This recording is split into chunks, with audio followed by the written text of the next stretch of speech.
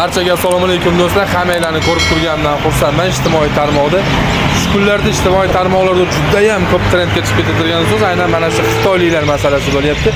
Xitoy masalasida bir narsaga aniq urg'u berib o'tishim mumkin. Davlat qonunchiligida yoki konstitutsiyamizda qaysidir bir bobida ham yoki moddasini o'zida ham O'zbekistonning yerini, mulkini sotish imkoniyati yo'q. Bu narsa qonunchilikda ko'rsatilmagan va mumkin emas.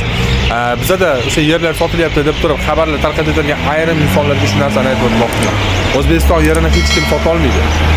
Bu dunyo miqyosida ham to'g'ri kelmaydigan siyosatlardan biri. Lekin shu o'rinda bir narsani aytib o'tish kerak. To'g'ri, xitoyliklar bizga kirib kelyapti. Qaysidir joylarimizda hududlarni olib turib, o'sha yerda ish o'rinlari, ish bajarishmoqchi, o'zlarining investitsiyasini kiritmoqchi, o'zlarini sanoatini, o'zlarini o'sha jahon bozorida ular o'ziga yarasha o'ringa ega. Shu bozorini bizning O'zbekistonga ham olib kirmoqchi. Lekin rasmiy ma'lumotlar bo'yicha aniq bir ma'lumotlar yo'q. Hali lekin qaysidir iqtisodda qaysidir nimani yurg'izish yoki nima investitsiya masalasi bo'yicha bir aniq xabarda hali rasmiy eshitgan joyim yo'q o'zimni ham. Lekin shu o'rinda bir narsani aytib o'taman. Boyagina ijtimoiy tarmoqlarda tarqatilgan yer sotish yoki boshqa bir holatlarga e'tibor bermaydi. Chunki yer sotish degan narsa yo'q O'zbekiston qonunchiligida. Yerni ijaraga yoki arendaga berishi mumkin qaysidir vaqt hisobiga. O'shanda ular investitsiya kiritib o'sha yerda tadbirkorligini qilishadi, ular o'z manfaatini ko'rganda o'sha narsa yoki bizga qoladi yoki biz davom ettiramiz. Xuddi o'sha Uzdevo bizga kirib kelganda, o'sha vaqtda Uzdevoga Koreyani bergandik-ku Andijonda. Ular o'zlari zavodni qurishdi, ular o'zlari ishlatishdi necha yil davomida va o'z avtomobillarini sotib, o'zlarini normasi bo'lgandan keyin ular chiqib ketishdi va zavod bizga qoldi.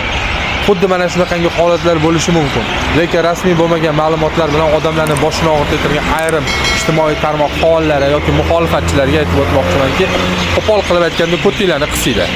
Ko'tinglarni qisinglar. Rasmiy ma'lumot bo'lmagan narsalarni shunaqa bo'lishi mumkin ekan degan fikrlarni ijtimoiy tarmoqda keng tarqatib, odamlarni g'aflatga yoki qanaqangidir bir odamlarni qanaqangidir bir anaqangi nima dushab turmaydi, vohima dushab turmaydi.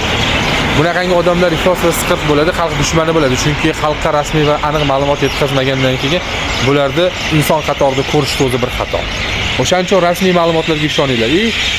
Shu o'rinda bir narsani aytib o'tmoqchiman. Mana shunaqangi joylarda, mana shunaqa xalq fikrlarini ijtimoiy tarmoqlarda o'zgartirayotganda davlat xodimlari, vazirliklar bo'ladimi, deputatlar bo'ladimi yoki boshqa bir xodimlar bo'ladimi, hokimlar bo'ladimi, xalqqa chiqib turib rasmiy bir tushunchalar berishinglarni so'rab qolgan bo'ladi. Chunki prezidentimizning yonida yelka-melka ishlayapsizlar, o'sha davlatga bo'lgan, davlat qonunlariga bo'lgan ishonchni xalqqa ortga oshirmoqchimisizlar, chiqib turib rasmiy ma'lumot berishinglarni so'rab qolgan bo'ladi. Men hech qaysi bir vazirlikda yoki deputat yoki bir qanaqangidir bir hokimlarni hech kimga bir shaxsiyatiga nisbatan fikr bildirmayapman. Hozir o'z haq-huquqim bo'yicha ularni kasbiga nisbatan fikr bildiryapman. Bu siz uchun ham va xalqimiz uchun ham juda yaxshi bo'lardi degan umiddaman. Nimagaki siz chiqib turib mana shuni hisobiga xitoyliklar bizga keldi va o'zlarining investitsiyasini kiritmoqda yoki mana shunaqa hisobiga biz shartnoma qildik. Bu xalqimizning kelajagiga bu darajada foydali yoki bu darajada mana bunaqangi biz uchun foydali degan ma'lumotni bersanglar rasmiy qilib, o'shanda xalqning ishonchi davlatga ortardi yana. Sizlar albatta xalqni o'sha davlat qonunlariga ishontirish uchun ishlayapsizlarmi? Rasmiy ma'lumotlarni berishdan qochmanglar va xalq qarshisiga chiqib turib aniq gapirishdan ham qo'rqmanglar. Men bu bilan qo'rqadi yoki boshqa narsa demoqchi emasman. O'z fuqarolik haq-huquqimdan kelib chiqib, o'sha narsalarni xalqimiz orasida har xil gaplar ko'paymasligidan oldini olishinglarni so'rab qolgan bo'lardim. Chunki biz o'sha davlat rahbariga ishonib, davlat rahbarimizni saylaganmiz. Ishonamiz, bizning davlatimizni yana ham rivojlantirish uchun bu sa'y-harakatlar olib borilayotganiga, albatta bu xalqimizning kelajagi uchun qilinayotganiga. Mana shu narsalarni qay darajada qonuniy va biz uchun qanchalar, xalq uchun qanchalar foydaliligini sizlar chiqib turib rasmiy ma'lumotlarni berishinglarni so'rab qolgan bo'lardim. Bu narsani kimdir tanqidiy deganda o'zini shaxsiyatiga nisbatan bilmasin, yo vazirlikdanmi yoki deputatlikdanmi yoki bir hokimlikdanmi bo'lsa ham mana bu chiqishimni shaxsiyatimga tegdi yoki boshqa narsa degan fikrdan yiroq bo'linglar. Hech kimning shaxsiyatiga tegilgan yo'q. Kasbiylarga nisbatan fikr bildirishga haqliman, chunki O'zbekiston Respublikasi fuqarosiman.